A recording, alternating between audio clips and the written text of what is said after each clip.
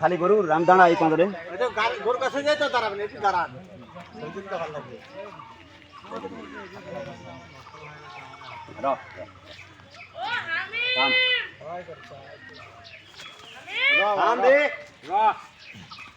কিরম পিছিয়ে হাঁটে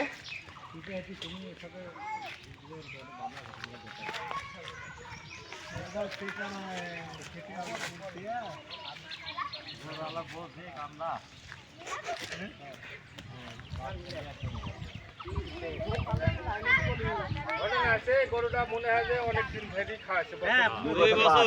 2 বছর পার হয়ে গেল 2 বছর পার হয়ে গেছে 63000 গরু কিনছিল আমার কোলের ভিতরে দেখেন আমার গাড়িতে আছে আমার ওই বিটির কারণে আমি 20,000 টাকা ঢাকার মাটিতে বেশি পেয়েছি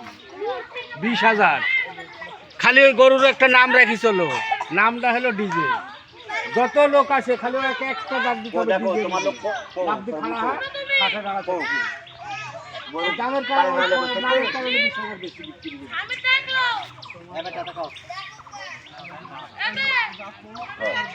আসলে কোনো সেন্টেন্স বা কোনো মানে না যত্ন করে তো জিনিসের প্রতি আছে লোক